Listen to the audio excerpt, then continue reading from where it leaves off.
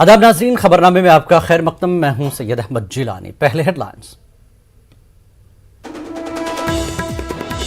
UP assembly इंतखाबात में CM योगी के खिलाफ चुनाव लड़ेंगे आजाद समाज पार्टी के कौमी सदर चंद्रशेखर।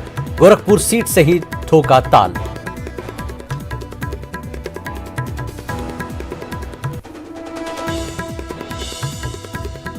यूपी असेंबली इंतखाबात से पहले दल बदल का सिलसिला जारी। आज भी एसपी और कांग्रेस को बीजेपी से बड़ा झटका। नितिन अग्रवाल, प्रमोद गुप्ता और प्रियंका मौर्य बीजेपी में शामिल। अखिलेश यादव बोले, खानदान में लड़ाई कराती है बीजेपी, हम किसी के घर में नहीं कराते झगड़ा, जहां से भी लड़ेंगे जीत जाएंगे हम।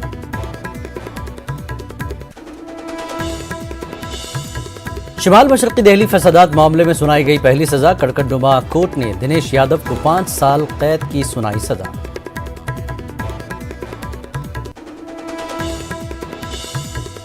महाराष्ट्र में पीर से खुल सकते हैं स्कूल। वज़ीर आला उद्धव ठाकरे ने तजवीज़ की मंजूर।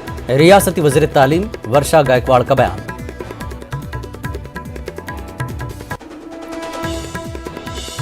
पंजाब असेंबली इंतखाबात। भगवंत मान सिंह धौरी असेंबली हल्के से चुनाव लड़ेंगे। पंजाब में आपके सीएम के ओहदे के उम्मीदवार हैं भगवंत मान।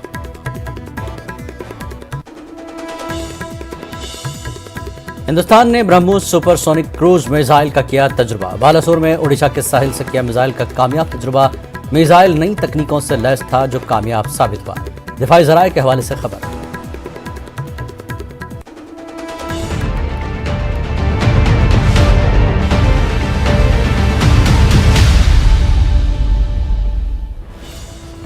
इस वक्त की बड़ी खबर आपको दे दें। लाहौर के अनारकली बाजार में धमाका। जी हां, लाहौर से बड़ी खबर इस वक्त की।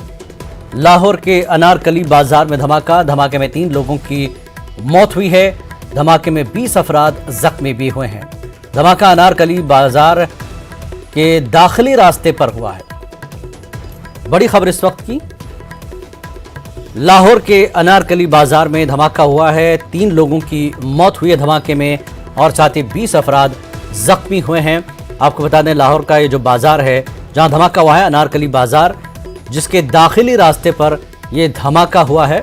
मजीद तफसीलात का इंतजार। ये तस्वीरों में आप देख सकते हैं लाहौर बाजार, लाहौर का अनारकली बाजार जहां पर यह धमाका हुआ और ये दाखिली रास्ता है अनारकली बाजार का जहां यह धमाका हुआ, जिसमें 3 लोगों की मौत हुई है और 20 अफराद जख्मी हुए हैं। धमाका अनारकली बाजार के दाखिली रास्ते पर हुआ है। 20 जख्मी हुए हैं, 3 लोगों की हलाकत हुई है। बड़ी खबर इस वक्त की। लाहौर से अनारकली बाजार में धमाके के बाद 3 लोगों की मौत हुई है, 20 जख्मी हुए हैं और ये जो धमाका हुआ है बाजार है अनारकली नाम से ये बाजार जहां पर यह धमाका हुआ और दाखिली रास्ता है जहां पर यह धमाका किया गया है, जिसमें 3 लोगों की मौत और 20 जख्मी हुए हैं।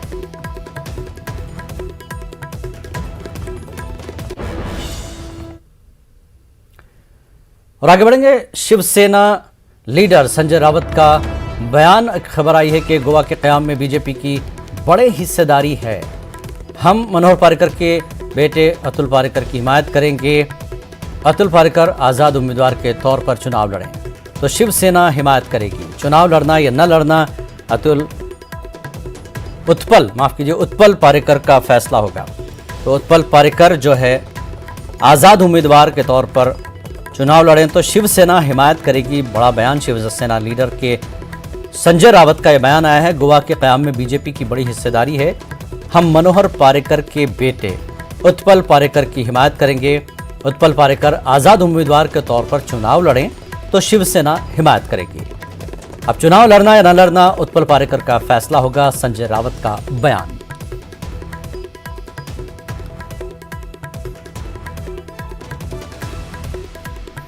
तो मनोहर पारिकर के बेटे उत्पल पारिकर की हिमायत करेगी शिवसेना अगर वो आज़ाद उम्मीदवार के तौर पर चुनाव लड़ते हैं तो, इसलिए कि गोवा के क़याम में बीजेपी की बड़ी हिस्सेदारी है।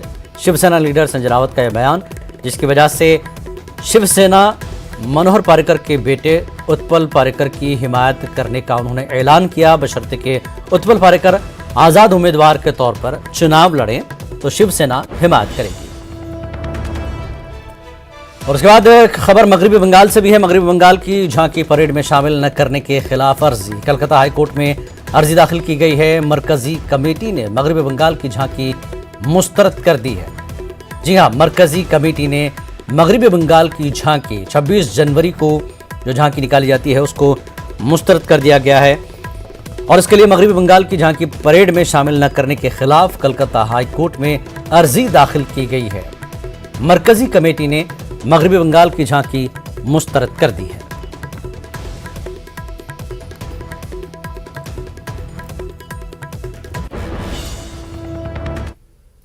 और बाद दिल्ली फसादात मामले की, शुमाली मशक्की दिल्ली फसादात मामले में पहली सजा हुई है। दिल्ली की कड़कड़नुमा अदालत ने दिनेश यादव को 5 साल कैद की सजा सुनाई है। लूट और आगजनी के केस में दिनेश यादव को 5 साल की सजा सुनाई गई है। दिल्ली के गोकुलपुरी के भागीरथी विहार में 70 साल खातून के घर में लूटपाट की गई थी।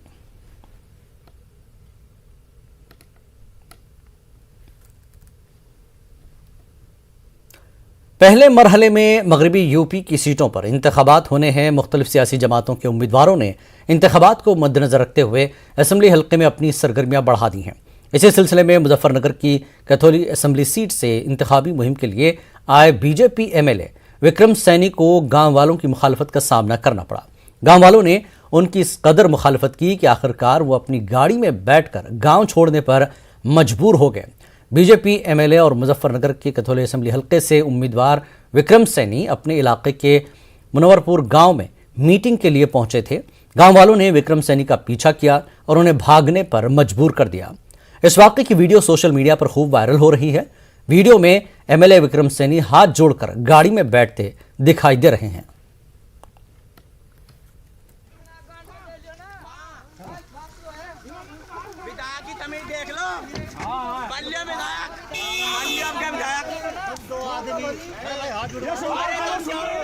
तो आपको बता दें, जो तस्वीरें आप देख रहे हैं ये मुजफ्फरनगर की कैथोली असेंबली सीट पर इंतखाबी मुहिम के लिए बीजेपी एमएलए जो विक्रम सैनी है गांव में पहुंचे और वहीं गांव वालों की सख्त मुखालफत का इनको सामना करना पड़ा। आखिरकार काफी देर के बाद इन्हें गांव छोड़कर अपनी कार में बैठकर हाथ जोड़ते हुए बाहर निकलना पड़ा। और इस वक्त बेंगलुरु से खबर है। बेंगलुरु की आयशा आमिना ट्रस्ट के हिसाब किताब में गोलमाल। बड़ी खबर, अलमीन डिग्री कॉलेज के प्रिंसिपल बीएम जाकिर गिरफ्तार। बेंगलुरु की एसजे पार्क पुलिस ने गिरफ्तार कर लिया है। बीएम जाकिर मामले के 2 अहम मुलजिम। मामले के पहले मुलजिम सुभान शरीफ हैं। अलमीन एजुकेशनल सोसाइटी के सेक्रेटरी हैं सुभान शरीफ और बीएम जाकिर आयशा आमिना ट्रस्ट के ट्रस्टी भी हैं। दोनों मुलजिमीन पर ट्रस्ट के हिसाब किताब में हेरा फेरी का इल्जाम है। बड़ी खबर इस वक्त की बेंगलुरु से है। बेंगलुरु की आयशा आमिना ट्रस्ट के हिसाब किताब में गोलमाल के बायस अलमीन डिग्री कॉलेज के प्रिंसिपल बीएम जाकिर को गिरफ्तार किया गया है। एसजे पार्क पुलिस ने इन्हें गिरफ्तार किया। बीएम जाकिर मामले के 2 मुलजिम हैं, जिसमें पहले मुलजिम सुभान शरीफ हैं। अलमीन एजुकेशनल सोसाइटी के सेक्रेटरी हैं सुभान शरीफ और बीएम जाकिर आयशा आमिना ट्रस्ट के ट्रस्टी हैं। दोनों मुलजिमीन पर ट्रस्ट के हिसाब किताब में हेरा फेरी का इल्जाम है, जिसके बाद इन्हें गिरफ्तार किया गया है।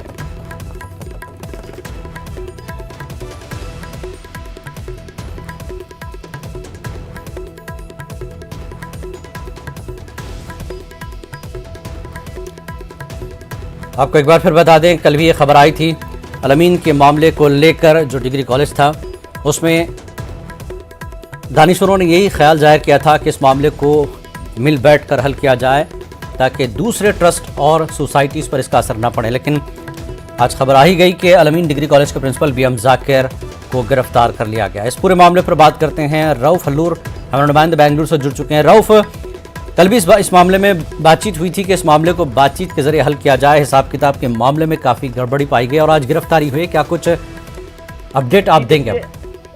जिलानी, ये दूसरा मामला है जी। इससे कबल जो मामला पेश आया था वो टीचरों के साथ धोखाधड़ी का मामला था। गौसिया पॉलिटेक्निक कॉलेज के 70 टीचरों के साथ धोखाधड़ी का मामला पेश आया था, जिसमें सुभान शरीफ जो अलमीन एजुकेशनल सोसाइटी के सेक्रेटरी हैं वो मुलजिम हैं।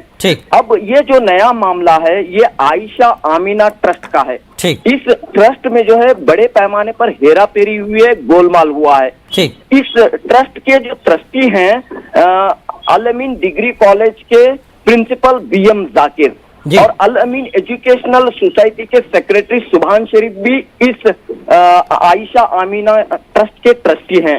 तो इन दोनों पर इल्जाम है, यानी कि सुभान शरीफ और बीएम जाकिर पर ये इल्जाम है कि इन्होंने बड़े पैमाने पर हेरा फेरी की है, बैंक अकाउंट को अपने तहत लिया है, सेक्रेटरी के इल्म में लाए बगैर ये पूरा काम अंजाम दिया गया है। सेक्रेटरी इस मामले में डॉक्टर सिराज शरीफ जो है सेक्रेटरी हैं, जिन्होंने जो है 17 तारीख जनवरी 2022 को शिकायत दर्ज की थी। इस बिना पर पुलिस ने एफआईआर फाइल करते हुए आज एक अहम कार्रवाई की है और मामले के दूसरे मुल्जिम जो अल अमीन डिग्री कॉलेज के प्रिंसिपल हैं बीएम जाकिर को आज दोपहर तकरीबन 1:30 बजे गिरफ्तार कर लिया गया है। तो इस लिहाज से बहुत ही रियासत के जो अहम तालीमी इदारे हैं ये मैं यहाँ पर ये भी बताता चलूं कि आयशा आमीना ट्रस्ट के तहत जो है एक बड़ा हॉस्टल मौजूद है। यहाँ पर शिकायत में ये लिखा गया है कि इस हॉस्टल के हिसाब किताब में हेरा फेरी की गई है और हुकूमत को और वक्फ बोर्ड को फर्जी दस्तावेजात पेश किए गए हैं और ये पूरा काम जो है सेक्रेटरी के इल्म में लाए बगैर ये काम हुआ है। तो लिहाजा ये काफी संजीदा मसला है जो मंजर आम पर आया है। कहीं न कहीं एक शर्म की बात है कि इस अंदाज में मिली इदारों में जो कम्युनिटी के इदारे हैं, तालीमी इदारे हैं, यहाँ पर इस तरह का एक घोटाला पेश आ रहा है, बदउनवानी का इल्जाम सामने आ रहे हैं, करप्शन के इल्जाम सामने आ रहे हैं। हिसाब किताब में रऊफ कितना बड़ा मामला है ये जो खुर्द-बुर्द सामने आया है, क्या क्या चीजें अब तक बताई गई हैं? जी देखिए, यहाँ पर रकम का कहीं कोई जिक्र नहीं है। तहरीरी जो शिकायत की कॉपी जो हमारे पास मौजूद है न्यूज़ 18 उर्दू के पास, इसमें रकम की कोई तफसीलात नहीं है, लेकिन ये बात कही गई है कि फर्जी दस्तावेजात इन्होंने तैयार किए हैं और इन यहाँ से यानी कि आयशा आमीना ट्रस्ट के दफ्तर से इसे बाकायदा जो असल दस्तावेजात थे उसकी चोरी भी हुई है। उसे चुरा लिया गया है और ये पूरा मामला जो है तफ्तीश तलब है और इस दौरान जो है पुलिस ने फौरन कार्रवाई करते हुए इस इदारे के ट्रस्टी और अल अमीन डिग्री कॉलेज के प्रिंसिपल बीएम जाकिर को गिरफ्तार कर लिया है और पूछताछ का सिलसिला जारी है। देखना यह होगा कि मजीद क्या कुछ तफसीलात इस पूरे मामले में सिर्फ एक गिरफ्तारी हुई है अभी। जी बिल्कुल, एक गिरफ्तारी हुई है। यहाँ पर सुभान शरीफ जो एक और यानी कि इससे जो पहले चंद दिन पहले जो वाकया पेश आया, यानी कि टीचरों के साथ धोखाधड़ी का जो मामला पेश आया है, उस वहां से जो है अभी तक सुभान शरीफ इस पूरे दोनों मामले में लापता हैं। कहीं भी जो है अभी तक इनका कोई इनकी जानिब से कोई रद्द अमल आया है। जी, ये सेक्रेटरी हैं सुभान शरीफ जो है अल अमीन एजुकेशनल सोसाइटी के सेक्रेटरी भी हैं, तो इनकी तरफ से क्या कुछ? बिल्कुल, अल अमीन एजुकेशनल सोसाइटी के सेक्रेटरी हैं सुभान शरीफ और इस इदारे में यानी कि आयशा आमीना ट्रस्ट में ट्रस्टी भी हैं। तो ये मसला जो है आयशा आमीना ट्रस्ट का है। ठीक, बहुत बहुत शुक्रिया रऊफ इस पूरी जानकारी के लिए।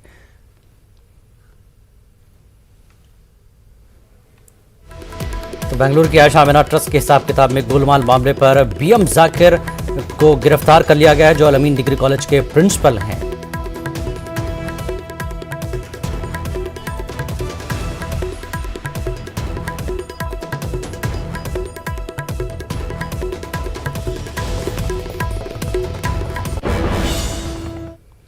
यहां रुकेंगे एक छोटे से ब्रेक के लिए। ब्रेक के बाद फिर लौटते हैं।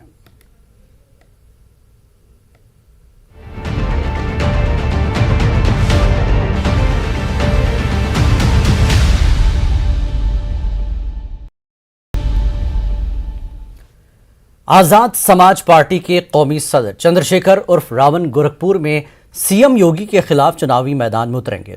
न्यूज़ 18 से खुसूसी बात करते हुए चंद्रशेखर उर्फ रावण ने बताया कि 2022 के असेंबली इंतखाबात के लिए 22 नुकात पर मुश्तमिल मंशूर तैयार किया गया है, जिसे जल्द ही मंजर आम पर भी लाया जाएगा। आजाद समाज पार्टी बढ़ती महंगाई और दलितों पर मजालिम को इशू बनाकर इलेक्शन में उतारा है। यूपी में ज्यादातर सीटों पर आजाद समाज पार्टी छोटी पार्टियों की मदद से यूपी असेंबली का इलेक्शन लड़ेगी।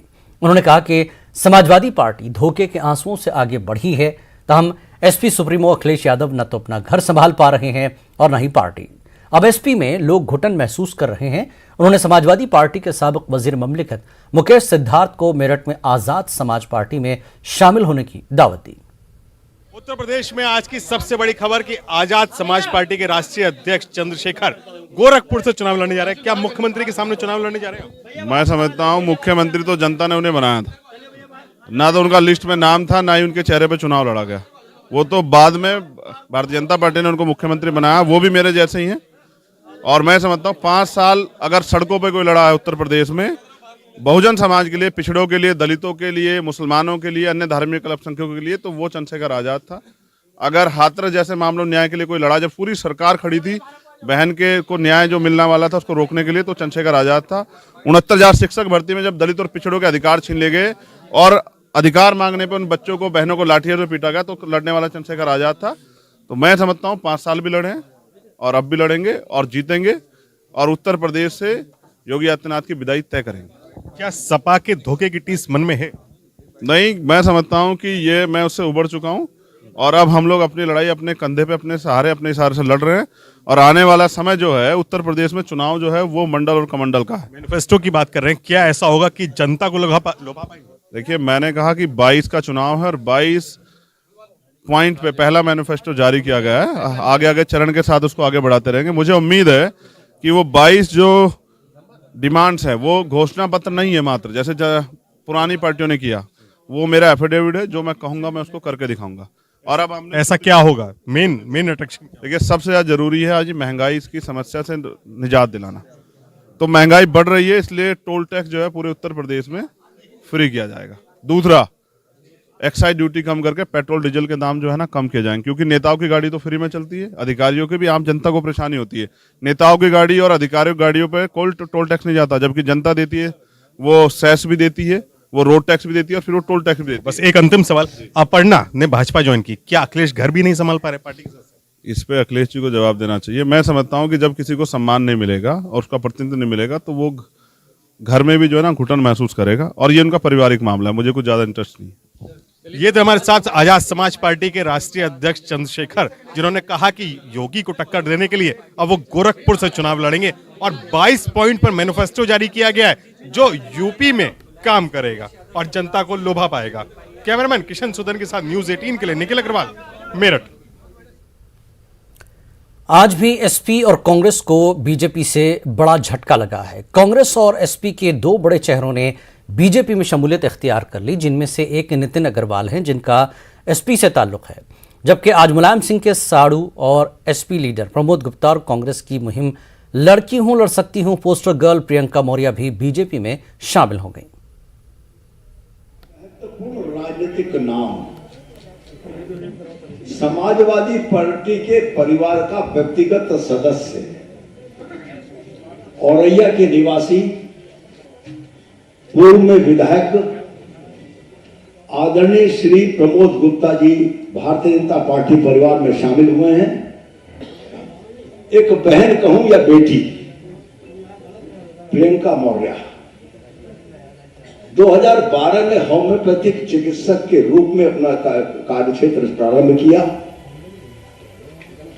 और कांग्रेस का जो प्रचार अभियान बहन प्रियंका वाड्रा जी ने शुरू किया है, मैं लड़की हूं लड़ सकती हूं, कि poster girl doctor Priyanka Maurya भी आज भारतीय जनता पार्टी परिवार की सदस्य बन रही है। अखिलेश यादव ने कहा कि खानदान में लड़ाई बीजेपी कराती है, हम किसी के घर में नहीं झगड़ा कराते हैं।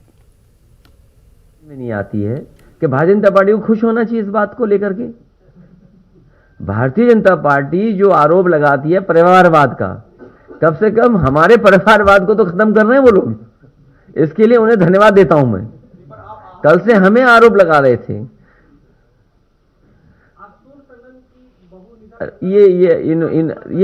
ये काम भारतीय जनता पार्टी कर सकती है। उन्हीं से सवाल पूछिए। समाजवादी पार्टी किसी के घर में लड़ाई नहीं करा सकती। नहीं, हम ये नहीं करेंगे, ये परिवार में झगड़ा नहीं कराएंगे हम किसी से, ये कानूनी है, वो अपने कानूनी उसमें करें। कांग्रेस ने आइंदा यूपी असेंबली इंतखाबात के लिए 41 उम्मीदवारों की दूसरी फहरिस्त जारी की है। इस फहरिस्त में 16 खवातीन को टिकट दिया गया है। प्रियंका गांधी पहले ही 40% खवातीन को टिकट देने का ऐलान कर चुकी हैं। सिकंदर वाल्मीकि को आगरा छावनी से उम्मीदवार बनाया गया है। अरुण वाल्मीकि के खानदान से मुलाकात के बाद प्रियंका गांधी ने कहा था कि कांग्रेस वाल्मीकि समाज को टिकट देगी। हेमंत चाहर को फतेहपुर सीकरी से टिकट दिया गया है और इससे कबल कांग्रेस ने जुमेरात को 125 उम्मीदवारों की अपनी पहली फहरिस्त जारी की, जिसमें 50 खवातीन उम्मीदवारों के नामों का खास तौर पर जिक्र किया गया था।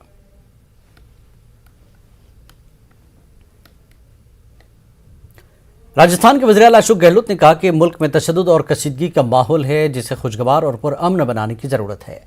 उन्होंने मजीद कहा कि उसी के मुताबिक हम चाहते हैं कि मुल्क में भाईचारा, अमन और हम आहंगी मजबूत हो, इसकी भी जरूरत है। उन्होंने कहा कि देखा जा रहा है कि मुल्क के अंदर कशीदगी और तशद्दुद का माहौल है, ये आपकी ख्वाहिश है, हम सब उनसे जान छुड़ाना चाहते हैं। गहलोत ने कहा कि मैं चाहता हूं कि सच्चाई के रास्ते पर चलकर अदम तशद्दुद से समाज और मुल्क तरक्की कर सकते हैं, वहीं अमन और तरक्की होगी। उन्होंने ये बातें ऐसे वक्त में कही जब पीएम मोदी ने भी ब्रह्मा कुमारी के ज़ेर-ए-एहतमाम एक प्रोग्राम में शिरकत की। इस दौरान राजस्थान के सीएम ने कहा कि प्रोग्राम में पीएम मोदी जो पैगाम देंगे वह हर कोने तक पहुंचेगा। महाराष्ट्र के सतारा में खातून फॉरेस्ट अफसर को साबिक सरपंच ने सरेआम पीटा। जराये के मुताबिक मजदूरों की मुंतकली के मामले पर कुछ कहा सुनी हुई, जिस पर साबिक सरपंच आग बबूला हो गए और उन्होंने खातून अफसर की पिटाई कर दी। इस मामले में पुलिस ने केस दर्ज कर लिया है। खातून अफसर का इल्जाम है कि जब से उन्हें मुलाजमत शुरू की है तब से साबिक सरपंच उन्हें धमका रहे हैं और मुसलसल पैसे का मुतालबा कर रहे हैं। मुतालबात ठुकराए जाने पर सरपंच ने उन्हें और उनके शौहर को पीटा। कुठल्याही कामाचे तर नंतर ट्रांजेस लाईन चालू होती आमची 2-3 दिवसांपूर्वीपासून, तर त्यांनी धमकी दिली 2 दिवसापूर्वी, तर मी तरीही माझं मी काम सुरूच ठेवत होते। तर त्यांनी आज मला ट्रांजेस लाईन झाल्यानंतर मी वापस येत असताना माझ्या क्षेत्रामध्ये लाथाबुक्क्याचे मारहाण करून माझ्या मिस्टरांना चपलीनं मारहाण केली असं। और बुल्लीबाई ऐप मामले में एक और मुलजिम को गिरफ्तार किया गया है। मुंबई पुलिस कानूनी कार्रवाई पूरा करके इसे मुंबई ला रही है। दूसरी जानिब मुंबई पुलिस एक टीम दिल्ली गई नीरज बिश्नोई को तहवील में लेने के लिए पुलिस दिल्ली गई है। ख्याल रहे कि दिल्ली पुलिस ने नीरज बिश्नोई को गिरफ्तार किया था। इस केस में सविता सिंह, विशाल और मैंक को पुलिस पहले ही गिरफ्तार कर चुकी है। भगवंत मान सिंह पंजाब के संगरूर जिले में वाक़े धोरी असेंबली सीट से इलेक्शन लड़ेंगे। दिल्ली के वज़ीर-ए-आला और आम आदमी पार्टी के सरबराह अरविंद केजरीवाल ने हाल ही में बाज़ाब्ता भगवंत मान का नाम सीएम चेहरे के लिए ऐलान किया था। वाज़ेह के आम आदमी पार्टी ने वज़ीर-ए-आला के चेहरे को हतमी शक्ल देने के लिए पंजाब के लोगों की राय ली थी। इसके लिए एक फ़ोन नंबर जारी किया गया। पार्टी ने इस मुहिम का नाम जनता चुनेगी अपना वज़ीर-ए-आला रखा था। आम आदमी पार्टी ने दावा किया था कि 4 दिन के अंदर 22 लाख लोगों ने फोन कॉल, मैसेज और व्हाट्सएप के जरिए पार्टी को अपनी राय दी। आपका दावा है कि पंजाब के लोग भगवंत मान को वज़ीर-ए-आला के चेहरे में देखना चाहते हैं, इसलिए आम आदमी पार्टी ने भगवंत मान को सीएम का चेहरा बनाने का फैसला किया।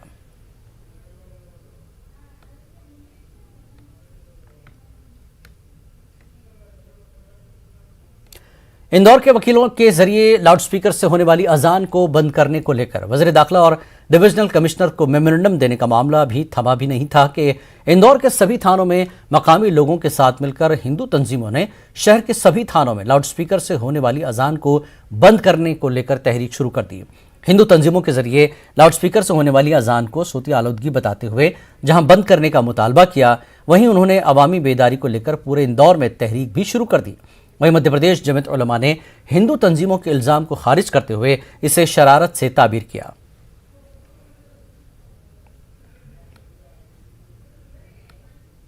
जिला पुंछ के पिरपंचाल के बर्फीले पहाड़ों पर फौजी जवान ऊंचे हौसले के साथ अपनी ड्यूटी अंजाम दे रहे हैं। मुल्क की हिफाजत और दुश्मन की तरफ से की जाने वाली दरअंदाजी की कोशिशों को नाकाम बनाने के लिए हिंदुस्तान के बहादुर फौजी जवान रात दिन सरहद पर पेट्रोलिंग कर रहे हैं। 500 फुट की बुलंदी वाली लाइन ऑफ कंट्रोल पर न्यूज 18 की टीम ने फौजी चौकियों का दौरा किया। टीम आज पहुंची है पुंछ जिले के पीर पंचाल में एलओसी के करीब, जहां पर भारतीय सेना के जवान पूरी मुस्तैदी के साथ तैनात हैं।